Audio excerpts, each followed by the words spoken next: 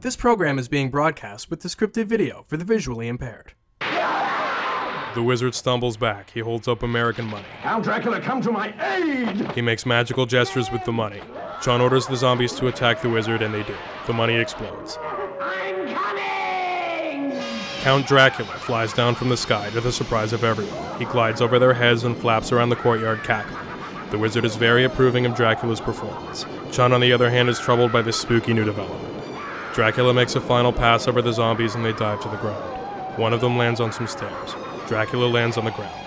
He looks like Peter Murphy, the lead singer of Bauhaus. And you understand?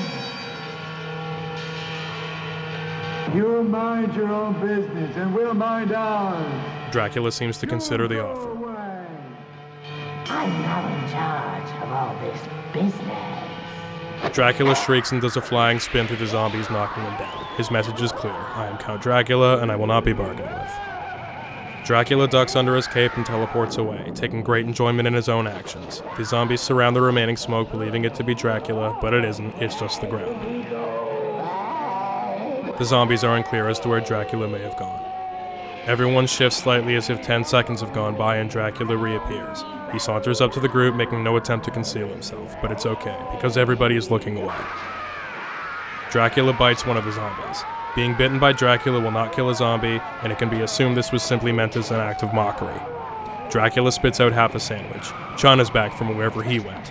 2 regular men arrive and are kicked unconscious immediately. Chun fires lasers from a scroll.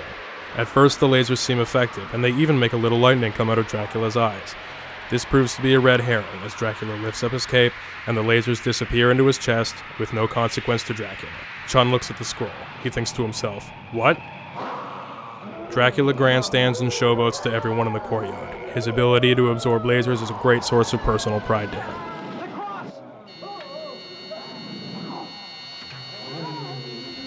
Presented with an Erzatz crucifix, Dracula wonders what the best thing to do would be. He decides it's okay to touch the cross, and it is okay.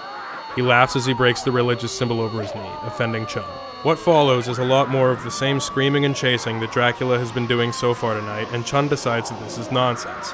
The wizard could not be happier about how this is going. Summoning Dracula really turned things around for him, and now things are going great. Dracula is really going above and beyond. It was a great way for the wizard to spend that money. Chun returns with a wreath of garlic, and Dracula's demeanor changes considerably. His face tells the story of a party that is now over, and his previous claims of being in charge of all of this business are called into question. Rather than be pelted with garlic, Dracula vanishes again, but he is not as excited about it as usual. Once again, the zombies are at a loss as to Dracula's whereabouts. The mood is very tense, because Dracula has already demonstrated that his overall style is to disappear and then reappear and bite your neck. Dracula casually meanders back into plain sight. You probably don't know what Peter Murphy from Bauhaus looks like, but it's uncanny. Chun throws the garlic and there is a garlic explosion. Chun throws the garlic again.